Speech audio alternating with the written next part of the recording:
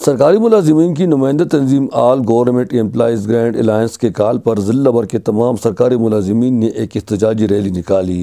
ये रैली अस्पताल रोड से शुरू होकर शाही बाजार और तालीक चौक से गुजरते हुए डिप्टी कमिश्नर के दफ्तर के सामने इख्तिताम पजीर हुई। शुरका ने DC ऑफिस के सामने एक एहतजाजी जलसा भी किया। जलसे से खिताब करते हुए तंजीम के जिली सदर अमीरुल मुल्क ने कहा कि हुकूमत ने एक नोटिफिकेशन के जरिए उनके गर्म और सर्द मौसम की चार्जेस मुकम्मल तौर पर खत्म किए हैं और फायरोड अलाउंस में भी कटौती की है। अमीरुल मुल्क ने इस फैसले को सरकारी मुलाजिमीन के साथ जुल्म की मुतरादिफ करार दिया। अभी इस हुकूमत ने उसको सिरे से चार्जेस को ख़त्म किए हैं। सरकारी मुलाजिमीन इस 8 घंटे ड्यूटी में उस एक पर डे के हिसाब से 1 मन लकड़ी उनको मिलता था, अभी हुकूमत ने उसको ख़त्म किए हैं। ये गरीब मुलाजिमीन वो ये पैसे जो तनख्वाह के जो पैसे हैं ये आग जलाने के लिए खर्च करेंगे या अपने बच्चों को ले जाएंगे। मुलाजिमीन ने हुकूमत को 6 दिसंबर तक डेडलाइन देते हुए खबरदार किया कि अगर मुकर्रर तारीख तक ये फैसला वापस नहीं लिया गया तो ये मुलाजिमीन न सिर्फ कलम छोड़ हड़ताल करने पर मजबूर होंगे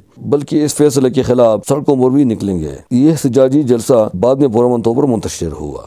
गुल अहमद फारूकी, चतराल।